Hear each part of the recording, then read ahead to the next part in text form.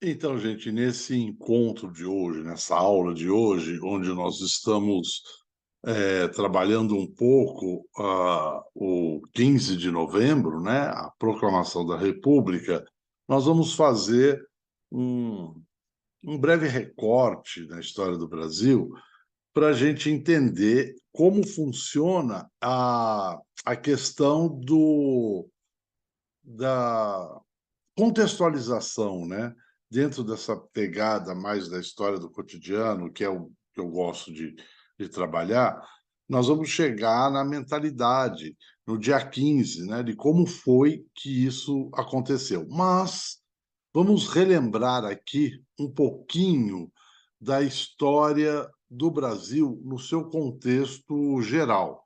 Porque se a gente vai falar da queda da monarquia, vamos situar essa monarquia, né? Esse período na história do Brasil. Então, é isso aí, né? Vamos trabalhar a história por trás da história, né? Visando, claro, chegar no que a gente entende, no que a gente fala de proclamação da República, né? E, para isso, vamos recordar algumas coisas aqui que é imprescindível, né? A partir do domínio europeu, a partir do domínio do Brasil, né? Não, a gente não pode falar muito que a história do Brasil começa em 1500 com o descobrimento. Não, pelo amor de Deus, né? Isso é uma outra discussão, a gente não pode desprezar o antes do 1500, mas tradicionalmente a história está dividida assim: Brasil colônia, Brasil império e Brasil república, tá? É claro que o nosso papo vai ser aqui, né, entre o Brasil império, né, e a república, a proclamação da república. É isso que a gente vai trabalhar nesses próximos encontros, tá? Então, retomando e relembrando, a partir dessa tradicional divisão da história do Brasil, eu vou chegar no período do Império, que é o que me interessa nesse momento. Ou seja, o período do Império está dividido em duas partes. Em primeiro reinado e segundo reinado, tá? O primeiro reinado, a gente tem um início propriamente dito em 1822, a partir do 7 de setembro, né? A partir da independência do Brasil, a proclamação da independência do Brasil feita por Dom Pedro I, tá?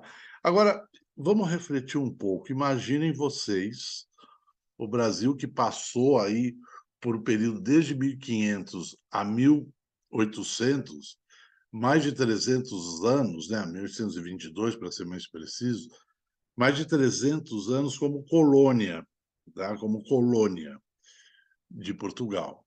A partir do momento que é proclamada essa emancipação do Brasil, ou seja, a gente não depende mais de Portugal, a gente não pertence mais a Portugal. Dom Pedro I, que se torna o imperador do Brasil, ele tem que construir um novo país, tá? Precisa de um projeto para o Brasil. Aí onde aparecem várias personalidades trabalhando, pensando, que Brasil é esse, né? É um país novo, gente. Precisa das regras, precisa da Constituição, a primeira Constituição que vai ser em 1824, enfim. É um país novo, quem governa esse país? Quem pode votar? Quem pode não ser votado? Né? Como constituir a política desse país? Tá? É claro que a forma de governo é monarquia. A gente se tornou independente de Portugal, mas não independente da monarquia. Tá? Então, quem vai governar é o nosso imperador, Dom Pedro I.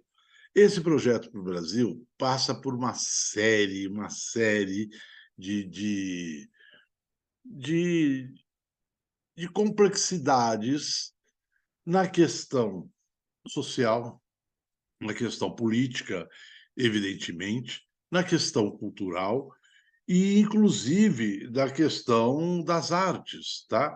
O Dom Pedro herda, então, o Brasil do seu pai Dom João VI, que veio para cá, né, vindo de Portugal, que inicia praticamente esse processo de independência do Brasil, tá?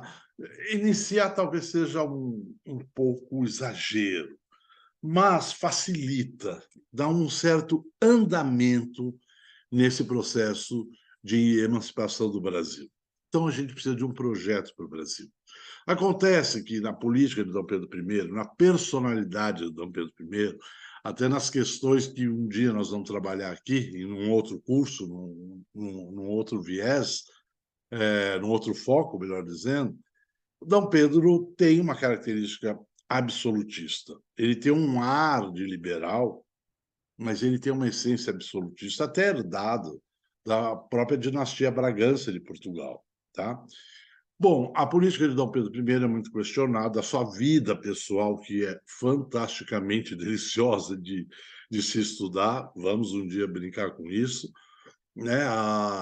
E a sua trajetória política é muito conturbada aqui no Brasil.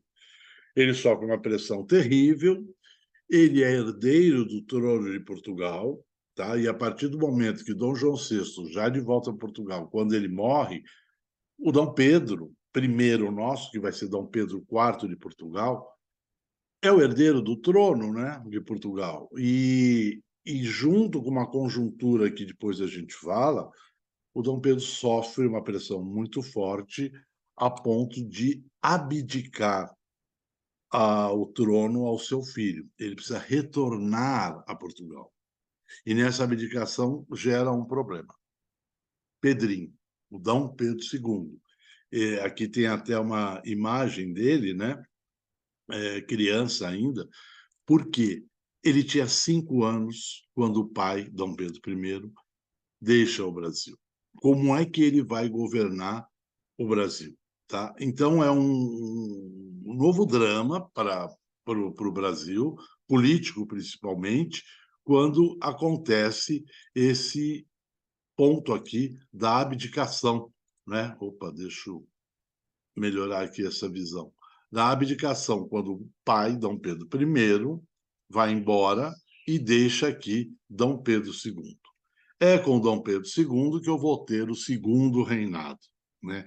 É esse Dom Pedro II que é na nossa história, né, como ele está aqui ainda jovenzinho, quando ele assume o trono, e na figura, que parece uma pessoa bem mais velha, né, na figura do Dom Pedro II, nessa maior, ele vai assumir esse poder depois de um período regencial. O que é período regencial? É entre a safra. Como ele tinha 5 anos só, ele não podia governar.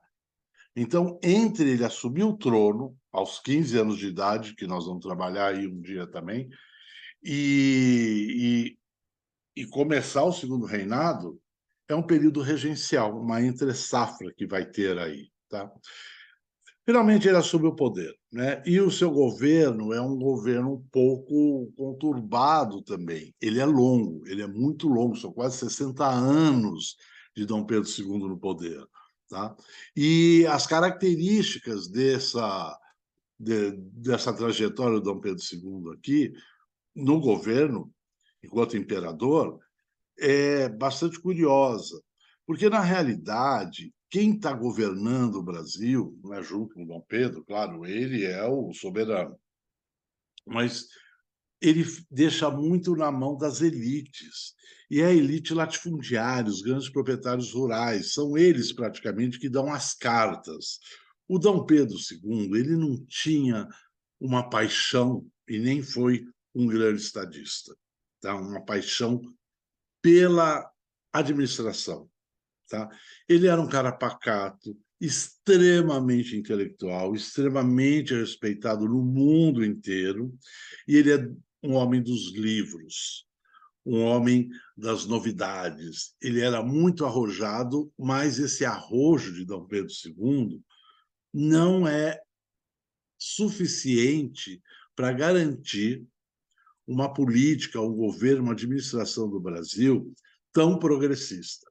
Então, algumas questões do governo dele vão ser extremamente marcantes. A Guerra do Paraguai é durante o período dele, tá? Que foi uma guerra terrível, sangrenta, mais ou menos absurda, né, que não precisava ter sido da maneira que foi, tá? No período do Dom Pedro II também, tem um fomento no desenvolvimento cultural, tá? É o início da industrialização, embora o café comandava, né? Então essa elite cafeeira, ela vai dar as rédeas do Brasil e vai segurar a economia do Brasil. E o processo de industrialização que se inicia aí no governo Dom Pedro II é um pouco tímido, porque o café era muito rentável. Essas elites estavam muito poderosas, tá? Nas suas fazendas, nas suas plantações e no processo de exportação do café, mantendo, evidentemente, a escravidão. Então, a elite era totalmente voltada a segurar o máximo possível a escravidão do Brasil, por uma questão de lucro, tá? Que é uma dívida que nós temos até hoje. A gente fala em dívida histórica, mas eu acho que é mais uma dívida social, né? Com a questão do negro no Brasil, do escravo no Brasil. É realmente uma coisa vexatória, mas a gente aqui está trabalhando como algo mais voltado a um processo de organização da época, né? De organização social, organização econômica, que, infelizmente, ficou preso na mão dessas elites. Então, o governo do Dom Pedro II é um governo bastante conturbado, embora seja longo, porque essas questões vão permanecer e a força dessas elites não deixa alterar muito a cara do Brasil. Tá? É algo que vem do primeiro reinado, aliás, vem do Brasil colônia, a questão da escravidão, por exemplo, né? A questão da monocultura, né? Ou seja, antes era cana-de-açúcar, então todo mundo planta cana-de-açúcar, exporta cana-de-açúcar na mão, através, né, do trabalho escravo. É o café, então todo mundo planta café, todo mundo, não é todo mundo, né? Essas elites. E esse café fica sendo produzido por mão de obra escrava. Então, falar em abolição de escravatura era um terror. E vai ser, inclusive, uma das questões para o fim da monarquia, para a queda do Dom Pedro e para a proclamação da República, que é o que nós estamos vendo. Então, nesse primeiro momento, rapidinho, né, o que nos interessa, o que a gente está trabalhando aqui, é analisar esse período do Império, né, desse período, principalmente agora, do Segundo Reinado. Então, nesse sentido, o que a gente tem? O Brasil, numa trajetória do período do Império, onde vai gerar, depois de muito tempo, de 1822 a 1889, vai gerar, evidentemente, questionamentos e oposição a essa monarquia, que vai culminar na proclamação da República em 15 de novembro de 1889.